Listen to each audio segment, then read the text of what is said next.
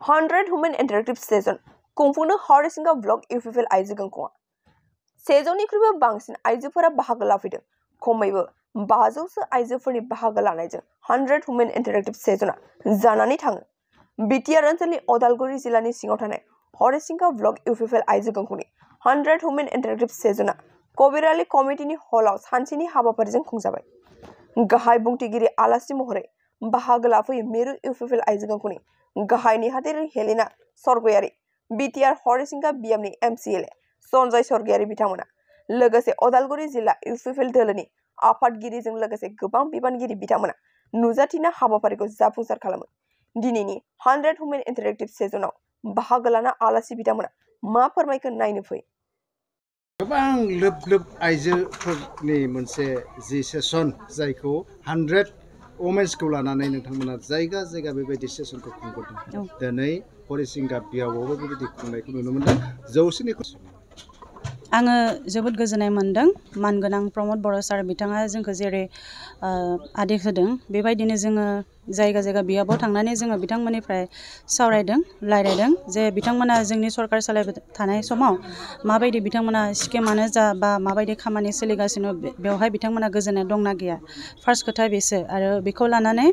बिनि उनाव जोङो फैगौ समाव जोङो बोरैहाय जोङो समाजखौ मोजां दालांनायनि थाखाय मोजां आसनि लानायनि गेजेरजों बा बिथांमोनखौ जोङो बोरैहाय मोजां बिथिङाव लांनो हागोन बेनि थाखाय जोङो बेबायदि 100 इन्टेलेक्चुवेल वमेन मिटखौ लानाय जादों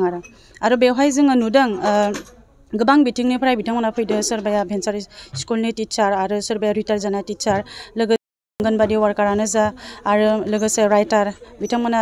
फैदों आरो बिथांमोननि जे गोसोआव थानाय साजेसन बेखौ बिथांमोना होदो जों बिनिफ्राय जोङो मिन्थिनो हायो जे गोबां बिथिङावनो जोंहा मानसिफोरा खामानि मावनानै दङ नाथाय समाजखौ जोङो जौगाहोनो थाखाय बिथांमोना जेरै लोब फैनानै जोंखौ सापर्ट खालामदों बेसो गिदिर बाथ्रा आरो जों बिनि थाखाय बिथांमोनखौ जोङो सापर्ट माने मोजां मोनदों हामग्लायनाय जासिदों मानो होनोब्ला समाजखौ मोजाङै फोसावलांनो थाखाय बिथांमोना जि खामानियानो मावा मानो बिथांमोना जाहाथे सरकार सालायबोनाय थानाय समाव बिथांमोननि जि साजेसन मोजां पजिटिभ भाइब्स बेखौ जाहाथे जोंखौ बुंनायनि गेजेरजों जों आरोबाव जाहाथे डेभेलपमेन्टखौ दिन्थिलांनायनि गेजेरजों रायजोजों थानानै जों मोजां खामानि मावलांनो हायो बिनि थाखाय जेरै बिथांमोना मदद होदों बिनि थाखाय आं बिथांमोना साबायखर जासिदों आइजोफोरा गोबां बिथांखि लुबैयो आरो बेबायदि बिथांखि हिसाबै गोबां बिथांखिबो सुजुबाय दा बेफोरबायदि बिथांखिखौ मदद होगोन नाम्बार 1 खोथाया जाहैबाय जोङो एवारनेसखौ होग्रोनांगोन फार्स्ट खोथा जोङो 40टा बियाब दङ बिटिआरआव आरो बेवहाय 40टा बियाबाव बहुत मानसियानो गोबां आइजोआनो गोबां रोखोमनि खामानि मावगासिनो दङ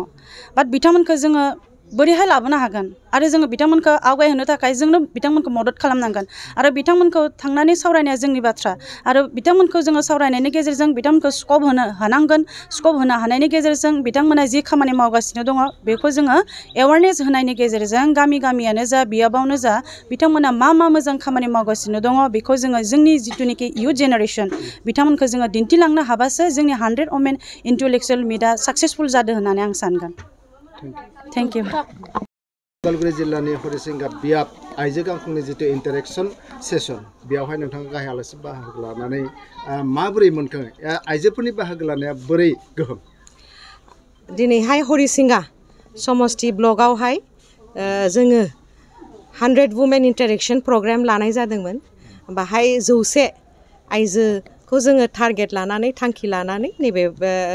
हाबाफारिखौ लानाय जादोंमोन किन्तु जोबोद गोजोननाय मोनदों गोसोआबो गोग्गानाय मोनदों 100नि जायगायाव गोबां आइजोफ्रा 100नि बहुत बारा बाहाय पुरा न'आनो कमिउनिटि हलानो बुंजोबनाय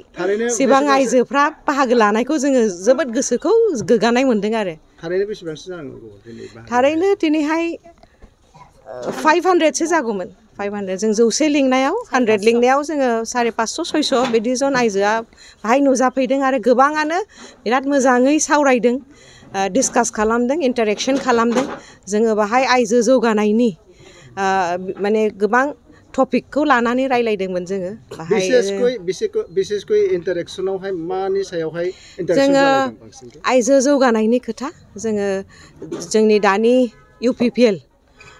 सरकार दिनै एलायन्सआव BJP दङबाबो जोंनि नैबे प्रमद बर' सारनि दैदेननाय सरकारा बेवहाय मा आइजोफोरनि जौगानायनि पलिसि लादों, मा फ्लेगशिप स्किम लादों, बेनि खोथाखौबो जोङो सावरायदों। आरो लोगोसे जोङो आइजो जानानै समाज बिथिङाव मारैहाय जोङो आवगायलांनांगौ, मारैहाय जोङो जायगा लानांगौ, बा रांखान्थि बिथिङाव मारै जोङो गोख्रों जानांगौ, राजनिथि बिथिङाव जों मारैहाय गोख्रों जानांगौ, बाहागो लानांगौ, राजनिथिक बिथिङाव जोङो बाहागो लानो हायोबासो जोङो गोबां पलिसि मेकिंआवबो बाहागो लानो मोनो। जोङो कनस्टिटिउसनेल राइट्स, जोंनि लेगेल राइट्स बेफोरखौबो जोङो सावरायदों। आइजो जानानै जोङो मारैहाय जोंनि गेजेरावहाय कारापसनखौ फोजोबनानै, बा जोंनि गेजेरावहाय जे जोंनि आइजोफोरनि जौगानायनि हेंथा, जेनेबा उन्दै समावनो हाबा जानाय, बा ड्राग्स एडिक्शनखौ मारैहाय जोंनि समाजनिफ्राय जोङो बोस्रांनो हायो, बेखौबो जोङो सावरायदों। आरो गोबां आइजोफ्रानो बाहागो लादों, गावसोरबो माने गोबां खोथा गावसोरनि गोसो सिङावहाय मा दङ बेखौबो जोंनो खोन्थादों, बुंफ्रुना होदों। आरो गोबां साजेसनखौ जोङो मोजां मोनदों। आरो बेफोर साजेसनखौ जोङो माने गोजौआव लांनानै जोंनि दैदेनगिरि बिथिंमोननि, माने प्रमद बर' सारनि दैदेननायाव जोंनि दैदेनगिरि जोङो हाइ कामान्डनो जाहाथे जोङो गभर्नमेन्टआव जाहाथे जोङो मारैहाय फेसिलिटेट खालामनो हायो, खोन्थाहैनो हायो, बेखौ जोङो आखायाव लादों। आरो ससियेल वेलफेयार स्किम्सनिफ्राय गोबां माइन'रिटि बिथिंनिफ्रायबो आदिबासि आरो जोंनि बर', राभा, बा जोंनि असमिया, बेंगलि कमिउनिटिनिफ्रायबो गावबायदि गावसिनि स्कुलनि खोथाखौ सावरायदों, आंगनबादिनि खोथाखौ सावरायदों, सेल्फ हेल्प ग्रुपआवहाय मा ट्रेनिंखौ लाबोयोबा मोजां जागोन। आरो ट्रेनिं लानो जोबोद गोसो बयबो, खालि माने नैबे माइनाव सोरां बिथांखियाव जे बे 75,000नि जे अनसुंथाइ मोन्दों, बाहाय थाबथानानै थानो गोसो जायाखै, बयबो हाजार माने पति जानो गोसो जायाखै बयबो। आरो जाहाथे गोख्रों जायो, लाखपतिसिम मारै सहैनो हायो, ट्रेनिं लानानै प्रफेशनेलि मारैहाय जाहाथे दाउखौ फिसिनो हायो, अमाखौ फिसिनो हायो, बोरमाखौ फिसिनो हायो, बा जोङो जि दानो हायो। दाथ' जोंनि गावनि गोनांथिखौल' नोजोर बोनानै जोङो खामानि मावनाय जायो। खिन्थु दिनैनि सावरायमेलावहाय जोङो हरिसिंगानि आइजोफोरनिफ्राय बेखौनो मिथिदों जे बिथांमोनहा माने बे हरिसिंगानिफ्राय बिथांमोना उदालगुरियाव गारि गाखोनानैबो ट्रेनिं लाहैयो। दिनैहाय जे बे गावसिनि टेलेन्ट, स्किल, बा गावसिनि रोंगौथिखौ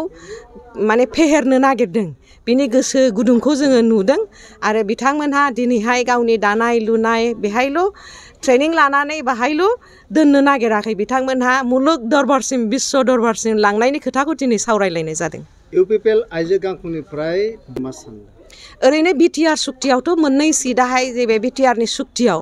जोंना बेनि इमप्लिमेन्टेसनाबो जागासिनो दङ। आरो बेहायथ' जोंना मोननै सिटआ वुमेन रिजार्भेसनानो दंखायो। आरो बेनि बादैबो जुदि जोंहा रोंगौथि दङबा, जोंहा जुदि केपासिटि दङबा, बा जोंहा जुदि माने गोसो दङबा, जोंहा फुल्लि राइट दङ जाहाथे जोंहाबो जे सिटखौ जोंहा मोननांगौ। बिनि आरो दाथ' वुमेन रिजार्भेसन बिलआबो पास जाखाबाय।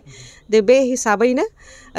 जोंनाबो बे फल'आप जाहैगोन। आरो बेनो एखेलगेयैनो बेबो फल'आप जाहैगोन। बे जे रिजार्भेसन बिलावहाय जेसेबां पार्सेन्टेज मोनो, जोंनि बिटिआरआवबो बेखिनि पार्सेन्टेजखौ मोनगोन। आरो जोंनि बिटिआर सुक्तियावथ' मोननै सिटआ रिजार्भेसनानो दंखायो आइजोफोरनि थाखाय। एडमिनिस्ट्रेटिभ हिसाबै सिमा बारायनाय जिथु गामि सोसननाय बेखौ उदालगुरियाव सोसनना लाबाय, नाथायबा बहाय जिथु मोननै डिस्ट्रिक्ट जानांगौमोन बेखौ फोसावखै, मा बुंगोन? बेयो लासै लासै दाबो इन दा प्रसेस अफ मेकिं जागासिनो दङ, खामानिया जागासिनो दङ। सिस्टेमाव लाबोनो थाखाय एसे सम लायो। जेसेबांखिनि बिटिआर सुक्तिनि जे क्लज दङ, बे हिसाबै गामि सोसननायाथ' जाबाय। आरो गामि सोसनखांनायनि उनावहाय जे माने एडमिनिस्ट्रेसननि जे स्मुथलि फांसनिं जानांगौ, बिनि प्रसेसा दाबो मेकानिजमा जागासिनो दङ। आरो बे मोजाङैनो बे मेकानिजमा सिस्टेमाव फैगोन। आरो मोजाङैनो मोजां बियो इमप्लिमेन्टेसन प्रसेसआव फैगोन, हाबगोन। बिसेसকৈ दा गामि सोसननाय रायजो राजाफोरनिसिम मा जोङो जोबोद कंग्रेचुलेसन हरो। बयहाबो आन्दलन खालामबोदोंमोन, आन्दलना डिकेट्स जयैनो ज' आन्दलन खालामदों। सनितपुरनि रायजो राजायाबो दिल्ली दरबारसिम थांदों, जेब्लाबो आन्दलनाव थाफादों। आरो बिथांमोनहा जे लुबैनाय दंमोन, बिथांमोनहा जोबोद गोसो सिङावहाय आग्रह दंमोन, जों माला बड'लेण्डआव हाबनो मोनगोन होननानै। दिनै सिमाया हाबबाय, बड'लेण्डआव हाबबाय। बिथांमोनखौ जोङो साबायखरबो बावदों आरो हामलायनायबो बावदों। आरो फैगौ समाव ज'यैनो जोङो मोजाङै बड'लेण्ड ओनसोलखौ जौगाहोनो हागोन। बे सिमांखौ माने जोङो दाना सिमांखौ जोङो ज'यैनो नुनानै जोङो सिमांखौ थार मोगथाङाव लाबोनो थाखाय जोङो बयबो माने आखाइ हमलायनानै जोङो खामानि मावगोन। आरो जोङो जोंनि जे थांखि सिमां बेहाय जोङो सहैथारगोन थांखिसिम जों सहैथारगोन सना रुफा आरो हिरानि जुवेलारि गाननो मोजां मोनग्रा सुबुंफोरनि थाखाय गोजोनथाव खौरां दासान्दि फुजा बोथोरखाय खम बेसेनाव फानगासिनो MSCB जुवेलार्सआव सना रुफा आरो हिरानि समायना रमायना जोंख्लाबनाय जुवेलारि MSCB जुवेलार्सआव मोननो हागोन राजकोट जुवेलारि कास्टिं जुवेलारि कलकाता जुवेलारि मेसिनजों बानायनाय जुवेलारि आरो आखाइजों बानायनाय जुवेलारि लोगोसेनो हाबा हुखायाव गाननो थाखाय सना आरो हिरानि समायना जुवेलारिसफोरखौबो मोननो हागोन MSCB जुवेलार्सआनो दं क'क्राझार सहरजों नांजाबनाय क'क्राझार रेल गेटनि साखाथि वार्ड नं 5 बिबेकानन्द फर्टआव MSCB जुवेलार्सजों थोंजोङै जगाजग खालामनोबो हागोन 9954273079 जानबुं अनजिमायाव